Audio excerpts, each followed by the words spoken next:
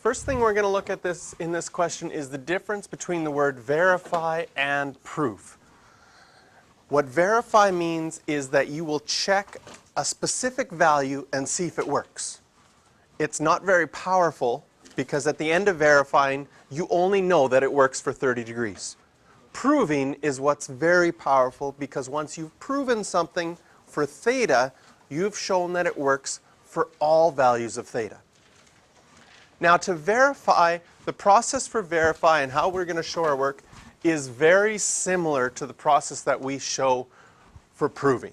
So if I'm going to verify, I still set up my left side and my right side and draw a line down the middle so I don't mix the two sides.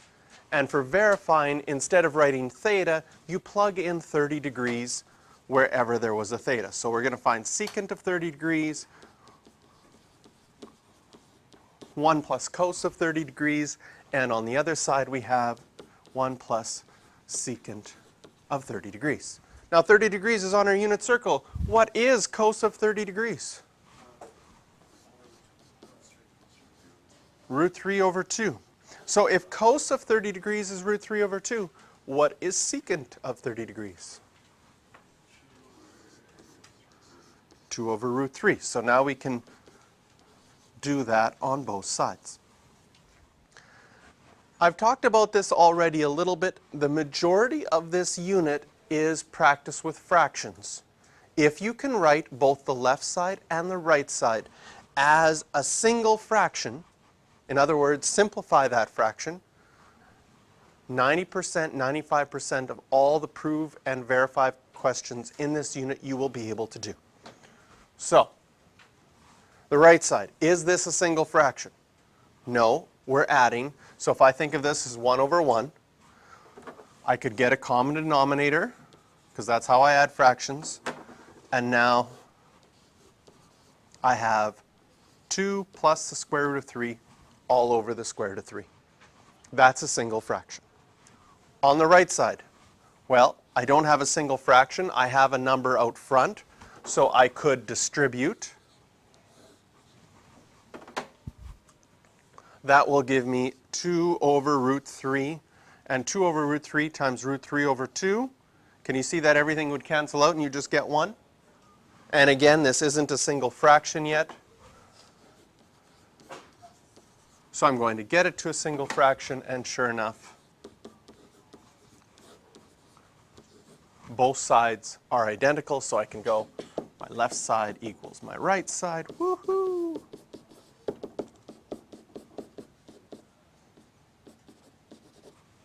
And we're all done.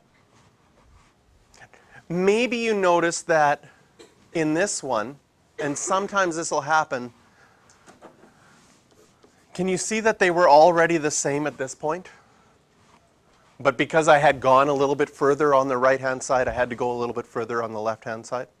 And it wouldn't have been wrong had you noticed that earlier and stopped earlier. But again, this idea, if we can get both sides as a single fraction, and if you're working towards that, it works out that they're the same. Now, we're going to look at some of the proofs that people came up with for this first one. Make this a little bit bigger. So in this first one, what the person did was they distributed the secant theta on both sides, and then they got secant theta times 1 is secant theta, and secant theta times cos theta is what they would get next. They knew that secant theta was 1 over cos, and so the cos's canceled out, leaving them with 1, and they already have the other side, so things worked out. So this is one that changed things to secant to cos a little bit, but kept some things with secant, and it worked out in the end to make both of them the same. In this second example, this is probably more typical. You're going to find that when you're solving these proofs, a very good strategy to use is to change things to sine and cosine. Since every single trig function that we have can be written as either sine or cos or a mixture of both. So this person changed every secant to 1 over cos to begin with. Once they changed it to 1 over cos, again here they distributed. 1 over cos times 1 is 1 over cos. 1 over cos times cos is just 1. And they noticed at that point that they were the same, so they're done. Perfect.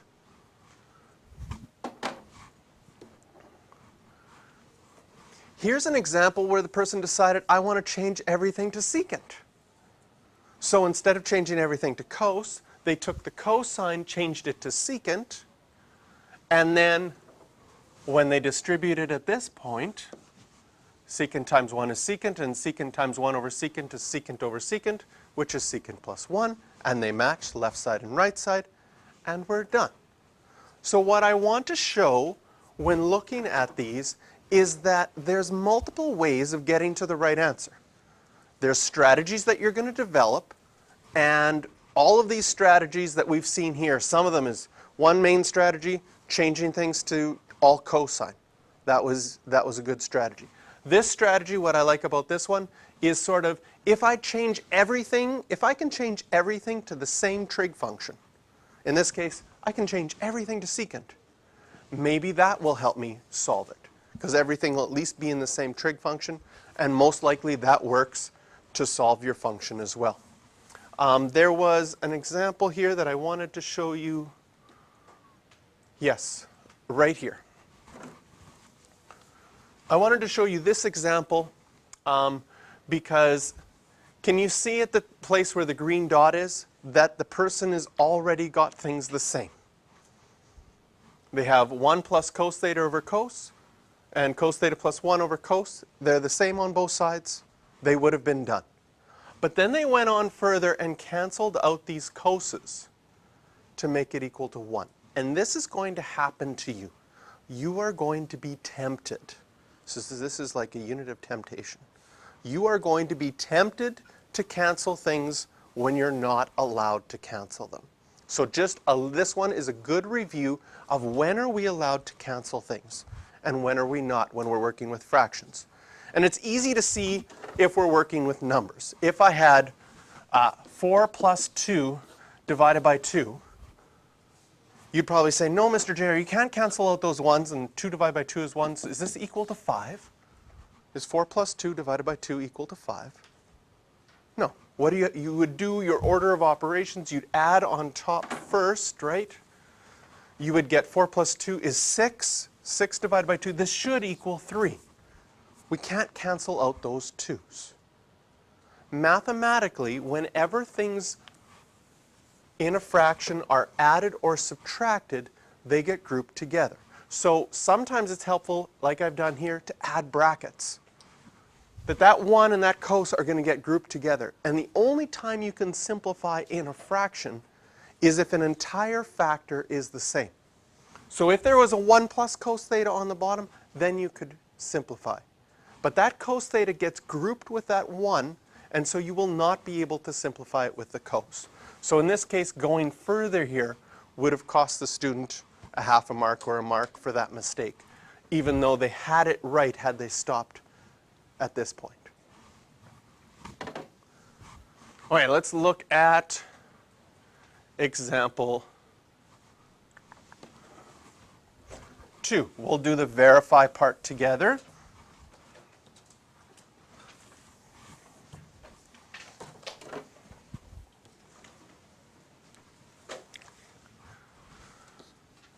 So in part B, set up my line again, left side and right side. I'm going to plug in my 30 degrees.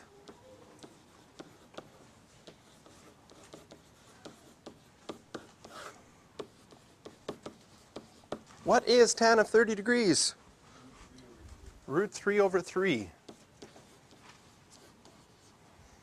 And so cotangent of 30 degrees will be 3 over root 3.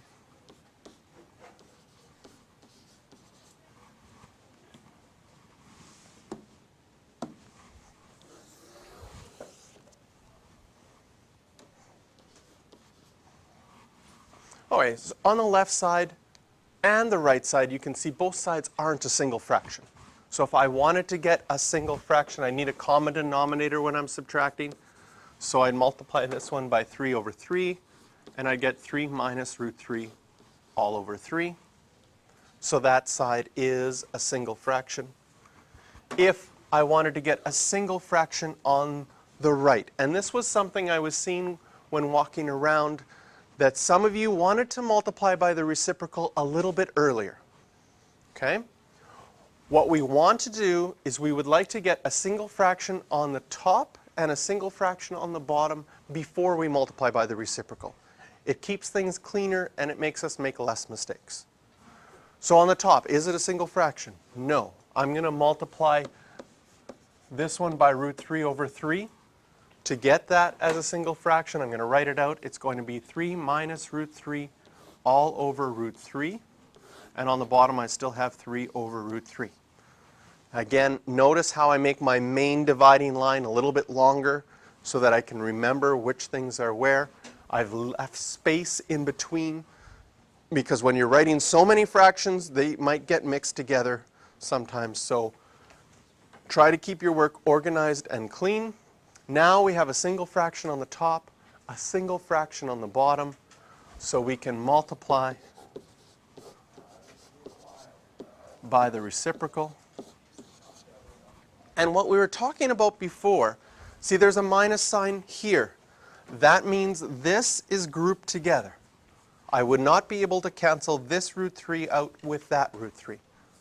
But the rest is all multiplied, so I would be able to simplify this root 3 and that root 3.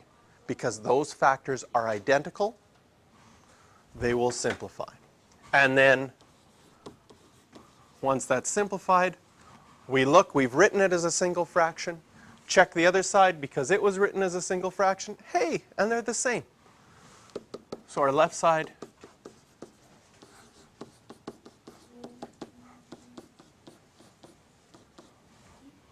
is equal to our right side. Now looking at some of the proofs. Is this our first proof? Nope, that's from before. This is still secant. Here's a cotangent one. Yes, I wanted to look at this one first. So here's the strategy of, hey, I can change everything to sine and cos.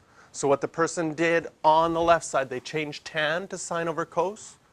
Then they said, I want to get a single fraction. So I made my 1 cos over cos, got it as a single fraction, cos minus sine theta over cos. On the right-hand side, again, they went here first. They changed everything to sine and cos. Cotangent is cos over sine, cos over sine. They said, I want to get a single fraction on the top, so I changed my 1 to sine over sine. That would give me cos minus sine over sine over cos over sine. We have a fraction on top, a fraction on the bottom, multiply by the reciprocal. These ones are grouped together, but these are identical factors, so they can simplify. Once we've simplified, sure enough, everything works out, and our left side is equal to our right side. This strategy of changing things to sine and cos will work. Sometimes it's not the fastest. Sometimes it takes a little bit longer, but it will work. So changing things to sine and cos, getting a single fraction on both sides. If you would like to get over 80% in this unit with one strategy, you can probably do that. This one works. This works almost all the time. Okay? When we get into some more complicated ones in a couple of days, we're going to have to add some strategies, but this works really, really well. Now, how do we look at some shorter methods? So here's a couple of other proofs. Here's someone who said, hey, I can change everything to tangent. So if I change cotangent to 1 over tan, and then I do the same strategy, I get a single fraction, so I get the top as a single fraction, I have a fraction over a fraction, I multiply by the reciprocal, the tans will cancel out, this would be grouped together because of the minus sign.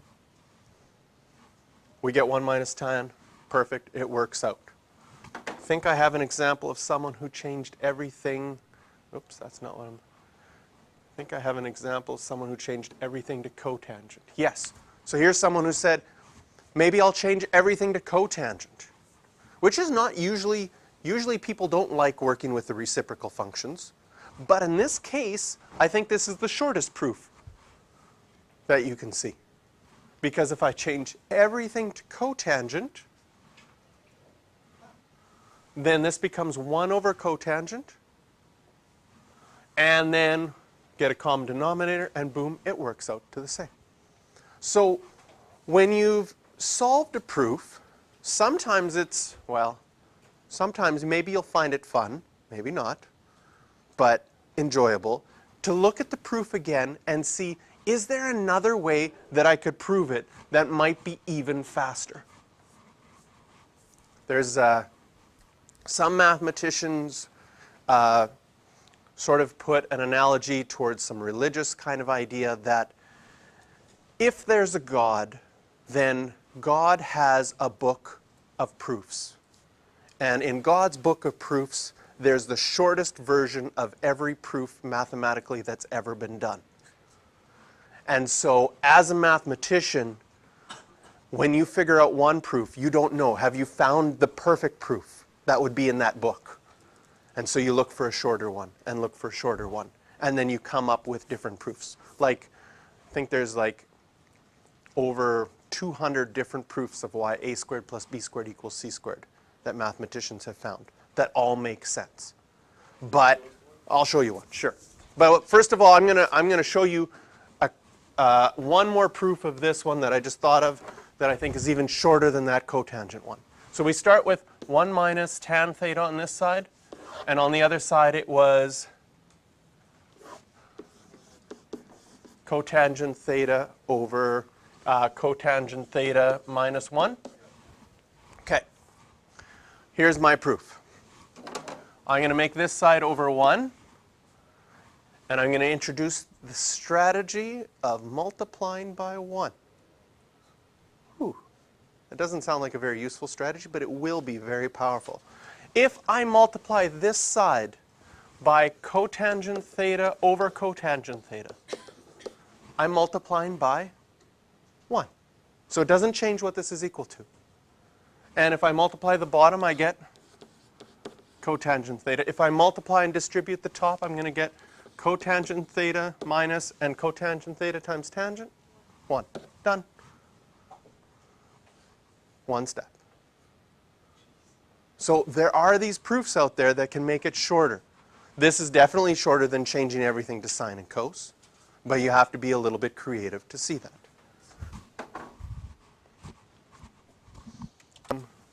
So questions for example 1 are 3, 5, 6, and 7. I can practice being a pirate in number 7.